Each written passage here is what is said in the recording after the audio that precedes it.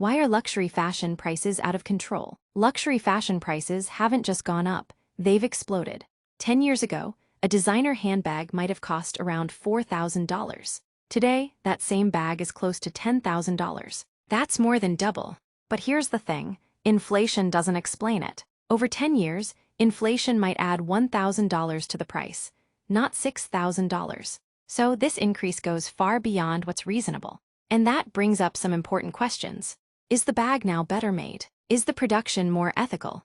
Are the materials more rare or high quality? Spoiler, probably not. So what's really happening? Let's break it down. First, a new wave of rich buyers. In the past decade, there has been a big increase in young, wealthy shoppers, especially in Asia. Many of these buyers have a lot of disposable income. For them, spending $10,000 on a luxury item is just part of the fun. Luxury brands see this trend. They know that higher prices won't scare these consumers, so they raise the prices again and again. They're not just selling products anymore. They're selling to people who want to feel elite and who are practically begging for a reason to burn the extra cash, weighing down their designer wallets. For some wealthy buyers, spending on luxury isn't just fun. It might also come with a few tax benefits. Second, profit over craftsmanship. It's fair to assume that the cost of materials and labor hasn't changed much. Luxury brands don't tend to suddenly spend twice as much to make these bags. But retail prices, they've gone way up. So what changed? The answer can be nothing but profit. These companies know that high prices create a certain image. And because people are still buying, brands have no reason to stop. It's no longer about how much the bag costs to make. It's about how much someone is willing to pay. Third, the myth of heritage. Many luxury brands use phrases like handcrafted in Italy or made in France. These words sound beautiful. They suggest tradition, care, and we immediately start daydreaming about a handful of skilled artisans, working in peaceful, airy studios, cheerfully crafting in the corner of some charming, centuries-old workshop. But maybe that's not always the true. Mass production is common, even in luxury. Just because something says made in France or made in Italy, it doesn't mean the workers are artisans.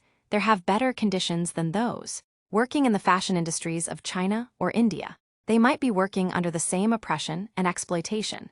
We might hope for better working conditions because it's in Europe, but we can never be sure. We can only know for sure if there were videos out there that clearly and definitively reveal the truth.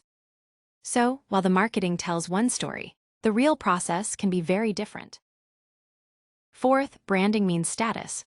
In luxury fashion, a logo is not just a label. It's a symbol. It tells the world something about the person who wears it. And the more expensive the item, the more exclusive it feels. People aren't always buying a bag because of how it's made. They are buying what it represents: belonging, wealth, power.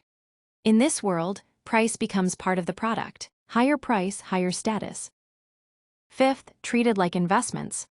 Today, some people buy luxury bags like they buy stocks or real estate. They think, if I buy this now, I might be able to sell it for more later. This idea makes people more comfortable spending thousands of dollars. They don't just see it as shopping, they see it as a financial move. This probably applies more to customers trying to join the high-fashion luxury brand base in recent decades. For them, buying luxury products is seen as an investment, something that gives them hope for upward social mobility. Some bags from top brands do increase in value, but this thinking also helps brands raise prices because people believe the item might pay for itself one day. For wealthy people, however, it's more of a fun hobby, without worrying about the true value. Sixth, the real reason. Because people keep paying, and that's all the brands need. As long as there's demand, the prices will continue to rise. In the end, it seems like luxury fashion is no longer just about quality. Of course, many products are still well made, but quality is no longer the main reason people buy them. Now, it's mostly about psychology. It's about identity. And for many, it's about chasing status.